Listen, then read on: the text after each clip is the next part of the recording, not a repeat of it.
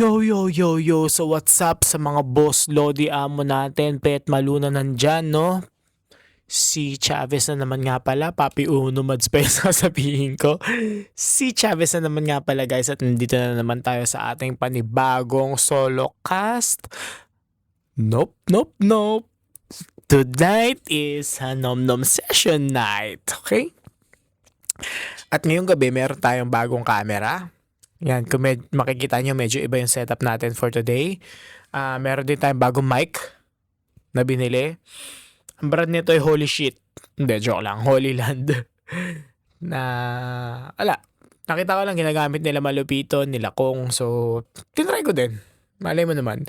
Tapos bumili tayo ng bagong camera natin para maiba naman yung setup natin. Dahil phone yung ginagamit natin last time. Tsaka meron tayong mic na ginagamit na napansin ko sa mga nakaraang videos natin medyo nag-i-interrupt, marang nasisira yung audio natin time to time, no? Nung una akala ko sira yung mic or meron lang interface or matagal ko siyang inobserbahan bago ko ma-figure out yung cause. The main cause nun is pagka may mga notifications na dumadating sa phone ko. So, doon siya nagkakaroon ng interruption. So, ayun. Tinigilan na natin gamitin yung phone. Bumili tayo ng bagong camera. Yan yung gagamitin natin. Tsaka yung mga yung mga galacast natin na mga nakaraang araw parang hindi ako satisfied sa mga videos, no? Gawin na natin siyang landscape. Gawin na natin siyang pahabang video para ma-upload natin na maayos sa YouTube. Maging maganda itsura niya. No? So, Takluban time, you know what it is. Si Chavez na naman nga pala. Sa mga hindi pa nakasubscribe dyan, mga boss Lodi amo, subscribe na lang kayo. Sa mga tropa natin dyan na sa tingin nyo makaka-relate sa mga gantong kwentuhan, pakishare na lang din. May magnet feature tong mic natin. So, kaya siya may magnet para magamit natin. No? Yan. Para hindi natin hawak-hawak yung mic natin. At for tonight, pagkukwentuhan natin ay wala. So parang wala akong maisip talaga. Gusto ko lang mag-relax. Gusto ko lang makinig sa music. No? Mag-muni-muni. And speaking of muni-muni, ang sarap makinig ng mga music nung late 2008.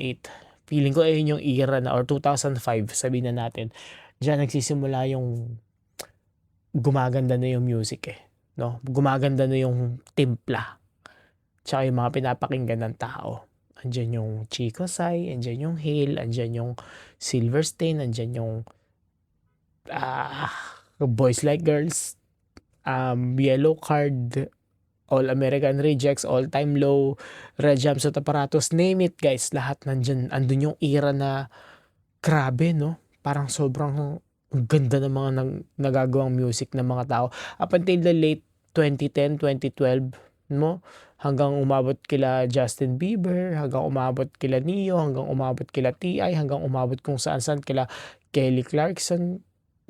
Ang ganda ng era na yun, guys. Yun yung parang golden era of music na masasabi ko. From 2005 to 2015. Yung buong 10 taon na yun, parang grabe, no? Parang grabe mag-produce ng magagandang kanta yung mga mga musikero ng mga panahon na yun. Parang sila yung 80s to 90s na na era na ang gagaling gumawa ng music, no?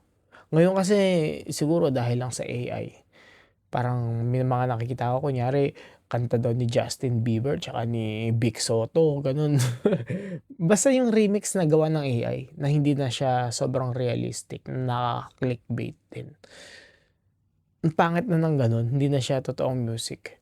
Though hindi ko naman masasabi na, hindi ko sinasabi na pangit yung mga kanta ngayon. Guys, magaganda yung kanta ngayon. Sinasabi ko sa inyo, ako nakikinig ako ng mga latest music. No? So, hindi ko lang siya ganun na-appreciate unlike doon sa mga nagdaang music nung era ko siguro. Tsaka ng mga panahon na yun kasi parang yung access natin sa music hindi pa siya ganun ka-broad. Wala pang YouTube noon. May YouTube pero hindi siya yung main source of music mo, no?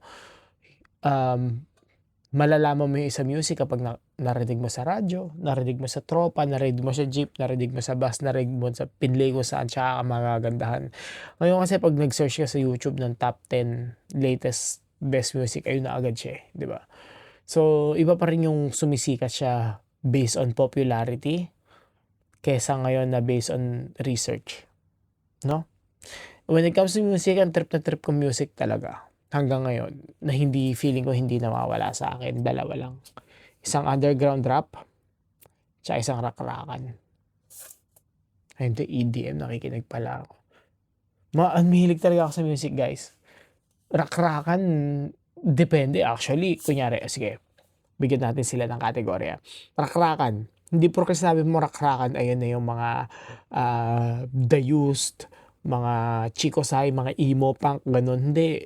Nakikinig ako ng Cradle of Filth, Escape the Fate, Bless the Fall, yung mga screamo. Nakikinig ako ng mga underground, yung mga dibil-dibil, mga gano'n. Nakikinig ako no'n. Nakikinig ako ng mga hardcore na gano'n. Nakikinig ako ng mga lumang mga tugtugan, 'no? Hindi ako nag-i-stick talaga sa isang genre. Para sa'kin kasi yung music is ano, masyado siyang malawak na mundo na ang pangit naman kung mag-i-stay ka lang sa isang continent. Kailangan mag-explore ka pa rin. Malawak 'yan, marami kang madi-discover na mga magagandang kanta, mga indies, mga music na hindi mo alam na nag-e-exist pala. Ta's 'pag napakinggan mo parang, "Ang ganda naman nito, ang ganda ng meaning, ang ganda ng lyrics, ang ganda ng story." Guys, may mga kanta na magaganda yung story, hindi lang siya basta yung rhythm. Magaganda yung gustong i-deliver na message dun sa kanta, 'no? Para kasi siyang kuwento para sa akin. Yung music, yung isang kanta is parang kuwento siya. Ano bang gustong i-elaborate or gustong ibigay sa atin ng nag-create ng music na 'to, nag-compose ng music na 'to, 'no? So, sa rakrakan yun, may emo, may punk, may alternative, may OPM. Lahat pinapakinggan ko 'yan, guys. Bamboo, River Maya, Eraserheads, Parokya ni Edgar, Itchy Worms, Sponge Cola, name it, name it, name it, name it. Meron sa playlist ko 'yan, 'no. Underground rap, andiyan ayun yung una kasing naging ano ko, ayun yung unang naging sound trip ko, 'no. Underground rap talaga ako dati, Ghetto Dogs talaga, guys, maka-Ghetto Dogs talaga ako. Maka-Ghetto Dogs ako. Ano pang pinapakinggan kong underground rap, Ghetto Dogs lang talaga. Ngayon, Bugod na Koykoy, ano pala, Glock 9 and Hijack and Glock 9, High Ace pa yung sasabihin ko, Hijack and Glock 9, 'no? Ngayon Hev Abi, 'yan, Shanty Dope, yung mga Flow G. Depende talaga, wala akong pinipiling genre, basta sa'kin music is music kahit anong genre mo, kung rockista ka, jazz ka, ballad, R&B, hip-hop, kung ano man genre mo, EDM, drill, kahit anong genre 'yan, guys, music is music para sa'kin. Kumbaga, as long as musikero ka, parang yung respeto ko sa'yo. Regardless kung anong music yung kino-compose mo, kahit ba shit yung mga lyrics mo, kahit whack yung mga linyahan mo, mag-rap ka, hindi nagtutugma, wala ka sa tono, 'di ba? As long as yung love mo for the music is nandun, you have all of my respect. Kasi ano 'to, music is a world where you can express yourself through rhythm and poetry. Parang yun yung no, not rhythm and poetry, rhythm and lyrics, 'di ba? Dun mo lang ma-e-express yung sarili mo sa music. Kasi kapag nagkuwento ka sa tao, kunyari example lang, kinuwento mo yung gusto mong ikuwento, may problema ka sa buhay, 'di ba? Actually, sobrang rare lang ng makikinig sa kuwento mo. Kung may makinig man, sobrang rare lang din na may pakialam sa kuwento mo o sa buhay mo, 'di ba? Unlike when it comes to music, dun mo ma-express. Kumbaga parang, okey sige, hindi niyo pakinggan yung kuwento ko, wala kayong pakialam sa kuwento ko. By means of music, 'di ba, dito ko nalang dadaanin. At least eto, 'di ba? Mapapakinggan ko, mailalabas ko lahat ng gusto kong ilabas, 'di ba? Through my talent, through my idea, through my IQ, 'di ba? Kasi guys, hindi ka makakabuo ng music kung wala kang ganito. Sa totoo lang. Lahat ng musikero para sa akin, kaya sobrang laki ng respeto ko sa kanila. Eto, hindi ka makakabuo ng lyrics, hindi ka makakabuo ng kanta kung yung ganito mo kulang, 'no? Parang saan ka huhugot ng inspiration? Alam o sige, i-ChatGPT mo, kunyari chinat-GPT mo yung lyrics mo, tapos in-upload mo siya, kunyari, ta's nag-viral. Walang pride dun, eh. Wala yung hindi pride, eh, wala yung genuinity, walang genuine expression para sa akin, or walang respect, self-respect pagdating dun. Kasi si ChatGPT gumawa nun, eh, sumikat ka dahil kay ChatGPT. Paano 'pag wala si ChatGPT, 'di ba? Paano kapagka kunyari nag-live ka, or parang kunyari pinag-freestyle ka, 'di ba? Dun malalaman kung ano talaga yung talent mo, kung ano yung gift mo, 'di ba? Kaya sa mga musikero diyan na mga tropa natin, kung meron kayong kunyari mga sulat, may mga compose kayo na naitatago, for sure meron 'yan. Mga kinompose niyo na nabulok lang, na hindi niyo nailalabas. Guys, eto yung moment para sa akin na masasabi ko, eto na yung moment na ilabas niyo na 'yan. Andiyan ang YouTube, andiyan ang Spotify, andiyan ang YouTube Music, andiyan yung Facebook, Instagram, TikTok. I-post niyo lang. Wag yung lagyan ng kahit anong caption. Actually, walang pakialam ang tao, 'di ba? I-post niyo lang. Kung magustuhan nila, good. Kung hindi nila magustuhan, and so what?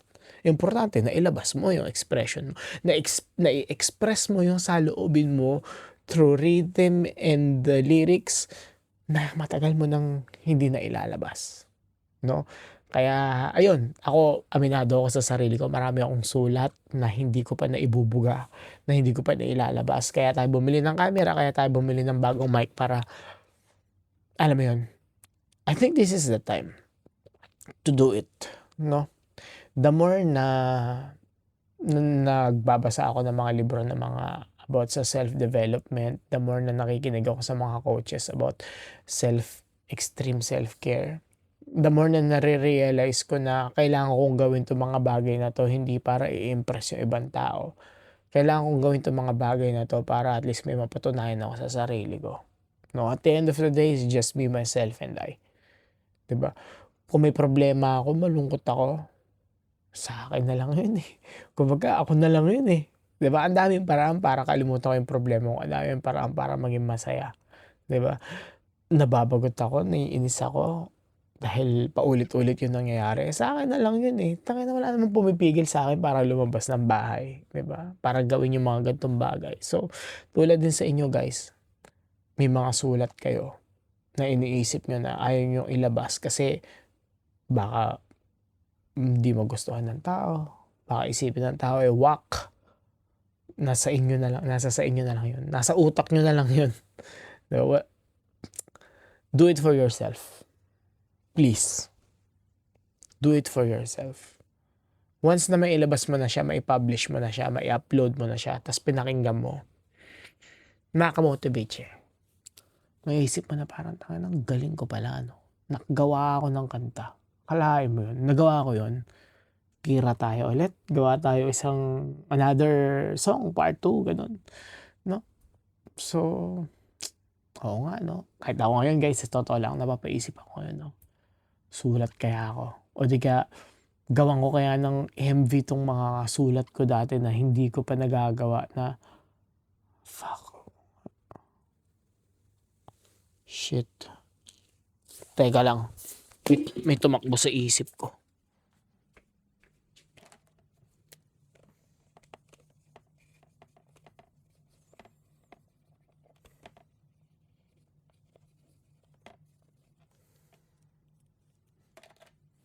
Nilagay ko lang sa whiteboard ko na tapusin ko na yung mga kanta ko at gawan ko ng music video. Eto na yun guys. This is the time to fucking do it. So, abangan nyo sa mga susunod na videos natin, sa mga susunod na upload natin sa channel ni Papi Uno Mads. Sa atin din yun, no? Dating Dr. J, Papi Uno Mads, doon tayo mag-upload ng mga kanta natin, ng mga music videos natin, ng mga basta anything about music. So, yun. Sa mga tropa natin dyan guys, kung may mga sulat kayo, please lang, ilabas nyo na yan. Ito na yung tamang panahon. Walang mangbabash sa inyo. Sa totoo lang. Parang wala pa akong nakitang kanta na binash. No? Parang kanta na naging kinainisan ng madami. Parang wala pa akong naririnig na ganun. So, ilabas nyo na yan. Ito na yon. Take the pride, take the opportunity, diba? And take over the world. Grabe, ang layo ng pinuntahan nung may pasok ko lang no. Hindi, seryoso. Man to man talk para sa mga musikero din na katulad ko. Ilabas nyo na yan guys. Sabay-sabay tayo. Ako maglalabas din ako ng mga kanta ko. Yung mga sulat ko dati na hindi ko natapos. Siguro ito na talaga yung time para gawin yun. So, yun lang, no? Thank you so much again for watching. Sa mga tropa natin dyan na hindi pa nakasubscribe, sa mga tropa natin dyan na musikero, pa-subscribe na lang din kung ayaw mag-subscribe mga boss Lodi Amo. Tulad nga nasabi ko sa inyo, walang problema. Pakishare na lang to sa mga tropa natin na sa tingin nyo makaka-relate sa mga gantong usapan at sa tingin nyo mabibigyan ng value ng mga sinasabi natin. Ewan ko. Medyo naparami na tayo ng inom. Anyways, yun nga. Good luck sa mga tropa natin dyan, guys, no? Sana talaga maging tulay ito. Sana maging tulay itong podcast natin or solo cast natin or nom-nom session natin. Sana maging tulay ito para ma-motivate ko kayo na ituloy yung mga pangarap nyo sa buhay. Matapos yung mga sulat nyo na hindi nyo pa na ilalabas, na i-express, na i-release. Matapos yung mabigyang liwanag. Kung ba mabigyang kulay yung drawing. Yung dinodrawing nyo, bigyan natin ng kulay. Ito na yung moment. Libre mag-upload sa YouTube. Wala namang bayad. Libre mag-upload sa ibang social media platforms. Kung walang makinig, walang magkagusto, and so what? Importante na dun siya. Andun yung masterpiece mo. Pwede mo siyang pakinggan anytime. Kapag ka, kunyari, nagpunta ka sa inuman, may nakausap ka mga tropa, may iayabang ka na parang tanga na pre. Ako may kanta ako uploaded sa YouTube. Pakinggan nyo. Di ba? Iba ka. Ibig sabihin, yung IQ mo, eto lang. 'Di ba? Malayo ka. Kumbaga masyadong mataas yung IQ mo para sa kanila. Kasi ikaw nakagawa ka ng kanta. May compose ka na kanta na hindi kayang gawin ng simpleng tao lang. So hangga't nasa iyo yung talent, huwag mo sayangin. Pare, please, ako nagmamakaawa ako sa iyo. Ako rin nagmamakaawa ako sa sarili ko sa mga susunod na video natin, no? Gagawa tayo ng music video. Tataratin na natin to. Ito na yun eh. 'Di ba? Ano pa bang gagawin natin sa buhay natin? Binigyan tayo ng gift ni God na magandang pangangatawan, na matalinong utak, na may talent. 'Di ba? Tapos, hindi natin ginagamit. 'Di ba? Sana binigay niya na lang sa ibang tao, kaso sa'yo binigay. Sa atin binigay. So, una-una maging grateful tayo at gamitin natin yung talent or yung gift na pinagkaloob sa atin. Kasi isa tayo sa mga masaswerteng tao na nagkaroon ng gantong biyaya. So yun lang mga boss Lodi Amo, thank you so much for watching. Hanggang sa susunod na videos natin, no? Sa welcome sa Nom Nom session ulit. At si Chavez nga pala. See you sa mga susunod nating videos.